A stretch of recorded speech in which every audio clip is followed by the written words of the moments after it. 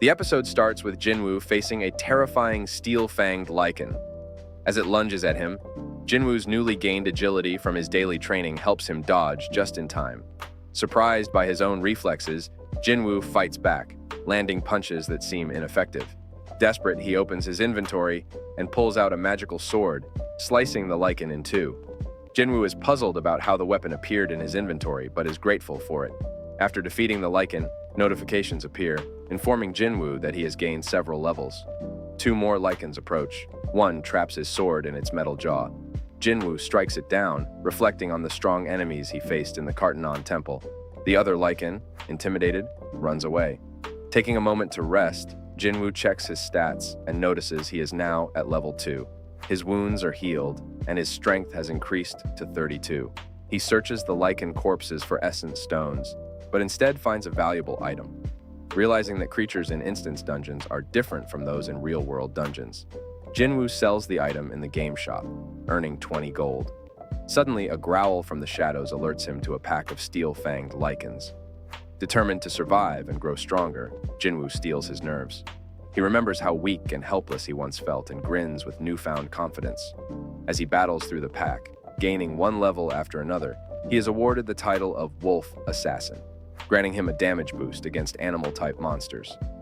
Breathless and with a damaged sword, Jinwoo stands victorious.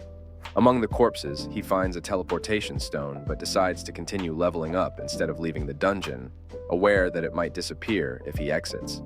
The more levels he gains, the easier it becomes to defeat the magic beasts. Jinwoo notices that the color of the enemies' names, visible only to him, has changed. Lichen names that were once red, strong, are now white, weak, indicating his significant growth. However, his increased perception warns him that the dungeon boss is still a formidable opponent, even though he has reached level 15. Undeterred, Jinwoo descends to the bottom level of the dungeon. He encounters a long pool of water that ripples ominously. Suddenly, he is thrown against a stone wall as a blue venom-fanged Kasaka, a massive snake, emerges. With his sword broken, Jinwoo struggles against the creature's hard scales.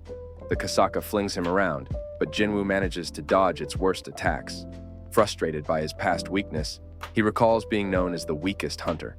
Trapped against the wall, Jinwoo's anger boils over. Refusing to be helpless any longer, he breaks free, jumps onto the snake, and crushes its scales with his bare hands, finishing it off in a fit of rage. His rewards include a C-rank dagger called Kasaka's Venom Fang and a venom gland. The dungeon disappears and Jinwoo returns to street level, where he encounters a soldier who directs him to a nearby dungeon break. At the dungeon break, only the boss remains. 10 lower-rank hunters, including Jinwoo's friend Juhi, are fighting valiantly. Juhi struggles to control her fear and focus on healing.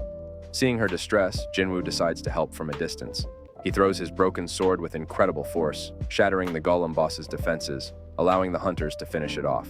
As one hunter searches for their mysterious savior, Juhi spots Jinwoo leaving the scene. Subscribe to the channel for more Anime Sphere recaps.